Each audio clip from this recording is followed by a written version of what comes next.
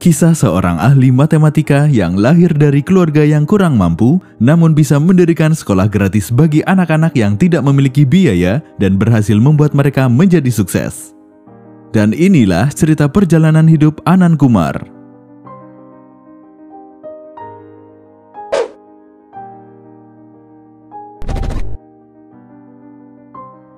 Anand Kumar adalah seorang ahli matematika India yang lahir pada 1 Januari 1973 di Patna, Bihar, India.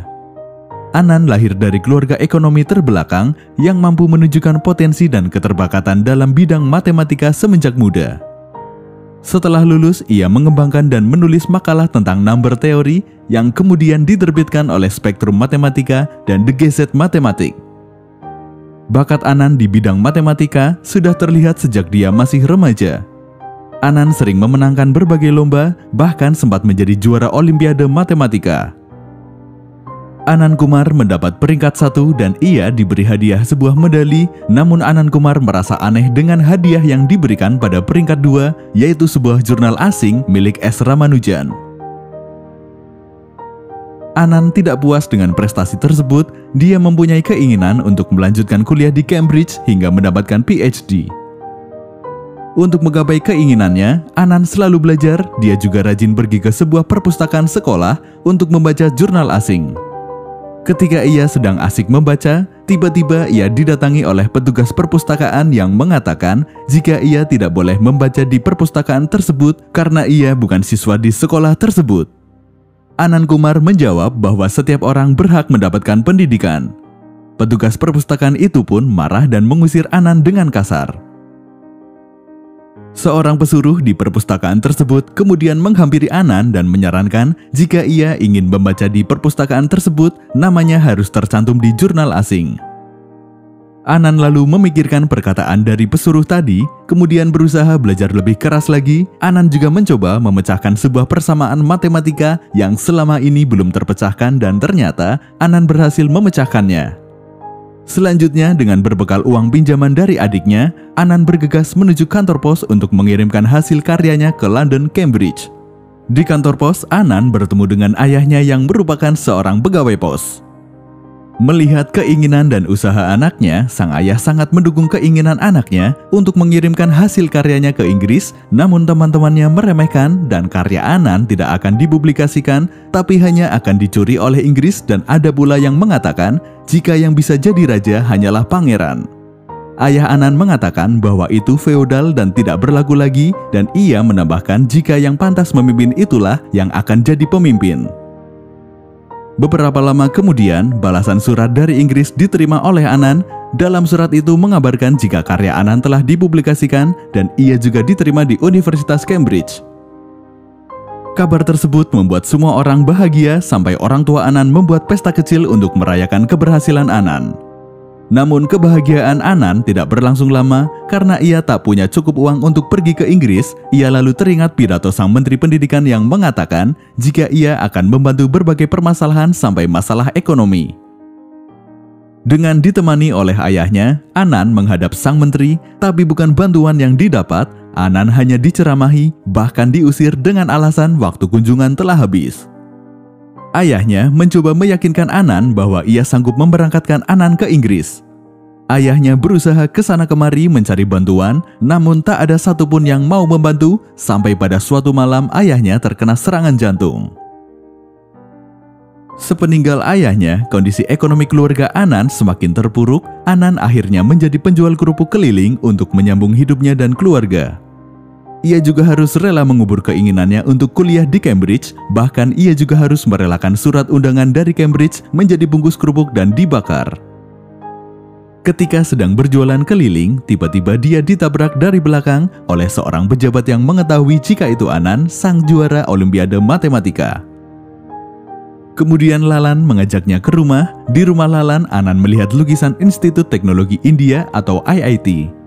Orang itu mengatakan kepada Anand bahwa banyak orang kaya di India yang rela mengeluarkan jutaan rupiah untuk memasukkan anaknya ke institut tersebut.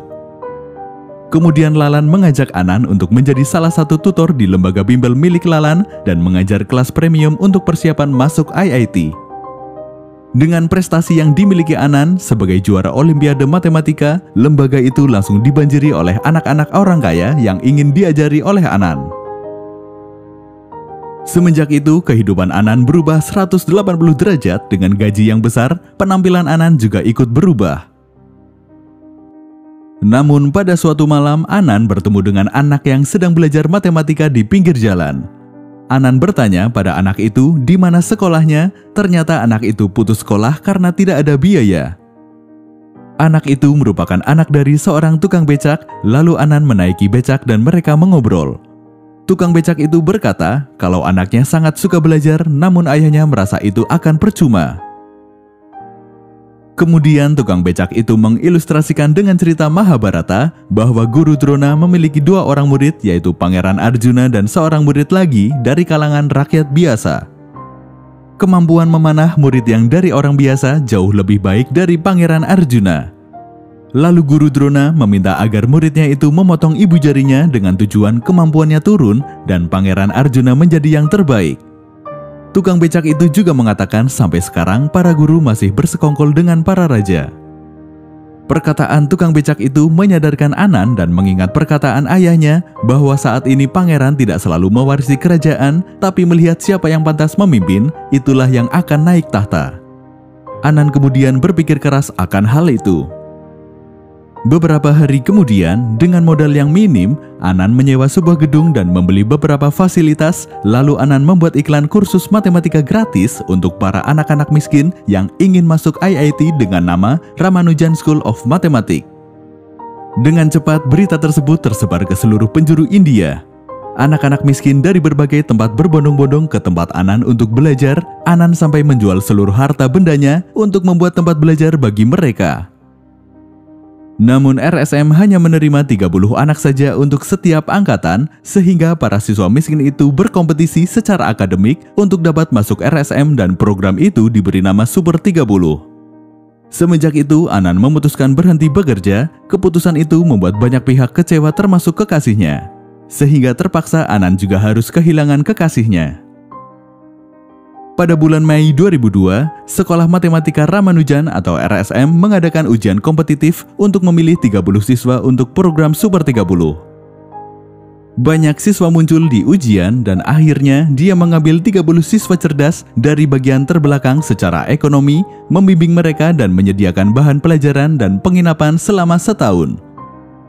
Dia mempersiapkan mereka untuk ujian masuk bersama untuk Institut Teknologi India atau IIT. Ibunya, Jayanti Devi, memasak untuk para siswa dan adiknya Pranav Anan yang mengurus manajemen. Berita tentang Anan telah membuat lembaga sendiri sampai ke telinga pejabat yang mengajak Anan tadi dan juga para siswa di lembaga Lalan. Para siswa menuntut agar Anan kembali mengajari mereka dan tidak menerima guru lain selain Anan. Bahkan mereka mengancam jika Anan tidak kembali, mereka akan meminta kembali biaya yang telah mereka setorkan. Hal tersebut membuat sang pejabat bingung karena bisnis sampingannya mulai terancam karena ulah Anan. Kemudian pejabat itu mengunjungi tempat belajar milik Anan untuk menawarkan kerjasama sekaligus menawarkan gaji 2 kali lipat jika Anan mau kembali ke tempatnya. Namun Anan menolaknya. Pejabat itu marah kemudian mencoba menciutkan mental anak didik Anan bahwa mereka tidak akan berhasil dengan sumber daya yang terbatas. Setelah kejadian itu, Anan mencoba memotivasi dan membangkitkan semangat mereka kembali. Karena gagal mengajak Anan kembali, sang pejabat dan para koleganya yang merasa bisnis pendidikannya terancam, melakukan berbagai serangan pada Anan, mulai dari menyuruh orang untuk memalak dan memberi ancaman pembunuhan terhadap Anan, sampai melakukan sabotase listrik ke tempat Anan. Tapi Anan tak gentar dengan berbagai serangan tersebut. Tak hanya itu, sampai Menteri Pendidikan yang harusnya mendukung Anan malah ikut menyerang Anan. Namun demikian, Anan tak gentar. Anan tetap mengajar anak didiknya dengan penuh semangat. Ia menggunakan model quantum learning dan kontekstual agar lebih mudah dipahami oleh anak didiknya. Terbukti dengan cara itu, mereka dapat menguasai materi dengan cepat di berbagai bidang sains sekaligus dapat mengatasi masalah yang menghambat pembelajaran mereka.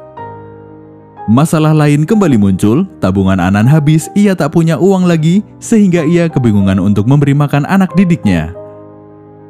Anan mencoba meminjam uang di bank, tapi ia tak diberi pinjaman, sampai akhirnya ia harus kembali ke tempat bimbel yang dulu untuk mencari bantuan. CEO bimbel yang juga pejabat itu setuju untuk memberi makan para anak didik Anan dengan syarat diadakan kompetisi antara anak didik Anan dan siswa Lalan. Jika anak didik Anan kalah dalam kompetisi itu, Anan harus kembali mengajar di bimbel tersebut. Perjanjian itu ditulis di kertas dan ditandatangani oleh Anan dengan disaksikan oleh seorang pria yang bertindak sebagai pengawas dalam perjanjian tersebut. Kompetisi dimulai antara siswa Lalan dan anak didik Anan. Namun hasilnya dimenangkan oleh siswa dari bimbel milik sang pejabat. Ketika akan diumumkan kembalinya Anan ke tempat Lalan, ada seorang jurnalis yang meminta menunjukkan surat perjanjian tersebut. Dan ternyata Lalan tak dapat menunjukkan surat perjanjian tersebut karena surat itu telah dicuri oleh mantan kekasih Anan yang bernama Supriya. Kebetulan Supriya sekarang telah menjadi istri pengawas yang bertugas mengawasi perjanjian itu. Kesempatan itu tak disia-siakan oleh Anan, ia lalu tidak mengakui adanya perjanjian itu. Anan kembali mendapat ancaman pembunuhan karena adiknya takut dengan keselamatan kakaknya. Adiknya pun meminta perlindungan pada polisi, namun hasilnya nihil. Kemudian percobaan pembunuhan pun terjadi. Anan ditembak oleh dua orang tidak dikenal dan mengenai pinggang Anan. Saat akan menembak yang kedua kalinya, namun tiba-tiba pistol tersebut tak berfungsi. Mereka lalu menyeret Anan ke tengah rel kereta api dengan tujuan agar Anan terlindas kereta. Namun keberuntungan kembali pada Anan, adiknya datang tepat pada waktunya sehingga dua orang pembunuh tersebut kabur. Anan selanjutnya dibawa ke rumah sakit untuk mendapatkan pertolongan. Setelah beberapa waktu berlalu, hari ujian masuk IIT dimulai. Para anak didik Anan mengikuti ujian tersebut dengan lancar. Dan pada waktu pengumuman, semua anak didik Anan yang berjumlah 30 orang berhasil diterima masuk IIT. Anan pun menangis bahagia. Selanjutnya, program Super 30 RSM terus berlanjut hingga sekarang. Sudah ratusan siswa yang berhasil masuk IIT melalui program tersebut. Tercatat selama 2003 hingga 2017, Super 30 memiliki 450 siswa dan 391 diantaranya berhasil masuk IIT. Dan pada tahun 2010, semua siswa Super 30 lolos masuk IIT JEE atau ketiga kalinya semua siswa lolos masuk IIT.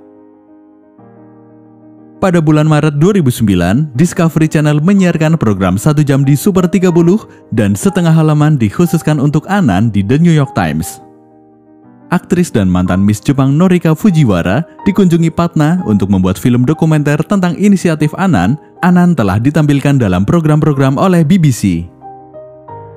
Ia pernah bercerita tentang pengalamannya di berbagai lembaga tingkat global, termasuk Institut Manajemen India Ahmedabad, sejumlah IIT, Universitas British Columbia, Universitas Tokyo, dan Universitas Stanford.